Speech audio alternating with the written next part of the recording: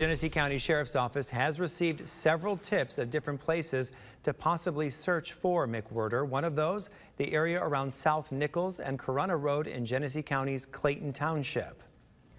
We're learning more about Stephen Higgins and his long arrest record. It dates back to 1983 with arrests for breaking and entering, unarmed robbery, and receiving and concealing stolen property, as well as gun violations. In 1991, he was arrested and convicted of felonious assault with strangulation and sentenced to up to 20 years in prison. He got out 9 years later. Since then, he's been arrested at least twice for breaking and entering, as well as carrying a gun without a permit. A friend and colleague of McWhirter's says the news caught her by surprise. She tells TV5's James Felton that if anyone is suffering in a domestic violence situation, there's help. James joins us live with her story. James. Genesee County Sheriff Chris Swanson tells us Kelly McWhirter was involved in a violent confrontation with her estranged husband, Stephen Higgins.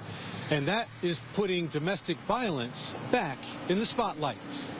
Domestic violence should not have happened to her because she was kind-hearted. She might have been tough on the exterior, but she had a big heart and she wanted to help people. Ellen Ellenberg talking about her friend Kelly McWhirter. Ellenberg is the chair of the Genesee County Board of Commissioners. That's where McWhirter served as secretary. At this hour, the search for McWhirter continues after police say she was involved in a violent confrontation with her estranged husband, Stephen Higgins, last weekend. This just really upsets me that somebody caught her by surprise, and I really believe that that happened because I think she would have fought to her fullest to be able to survive something like this, and hopefully she has. But today, Genesee County Sheriff Chris Swanson called the search for McWhirter a recovery. Her disappearance is being treated as a homicide. My heart goes out to her family, goes out to her grandkids, and everybody at the county is grieving over this horrible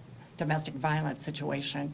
And if anybody else is suffering from this, there's help out there. Help from organizations like Equality Michigan. Margaret Avery is the manager of community advocacy there. We do individualized services for any of our clients. So we start out with safety planning and we get them the resources specifically that they need, and we can walk them through the court process if they want to pursue legal action or get a PPO or whatever. Avery says the Underground Railroad, the City of Saginaw, the YWCA, U of M Flint, and the National Sexual Violence Resource Center are other places domestic violence victims can turn to. For his part, Swanson says McWhirter and people like her deserve better. Higgins went out like a coward, and he treated her like a coward. And if somebody's out there and they are responsible for emotional abuse and physical abuse and psychological abuse, that's cowardly. And Avery wants you to know that if you're a victim of domestic violence, it is not your fault. And if you're suffering, don't be afraid to reach out and get help.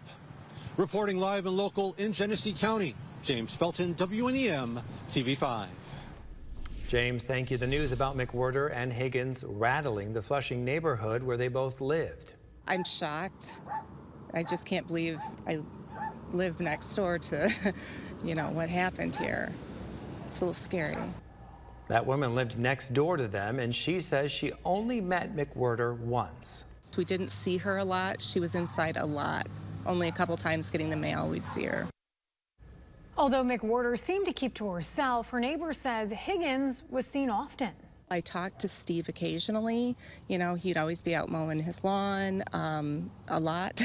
Did a lot of yard work, just like what the Genesee County Sheriff says he was doing in Prescott Tuesday during the couple's disappearance. As Elise said earlier, investigators are urging everyone in the area to check their surveillance cameras from the 13th through the 18th to see if they see anything suspicious. If you have any information, call 911. Former employers of McWhirter will hold a candlelight vigil for her and everyone affected by domestic violence. It's tomorrow morning at 10. The Genesee County Board of Commissioners and Sheriff's Office will host the vigil outside the Genesee County Jail on Saginaw Street in downtown Flint.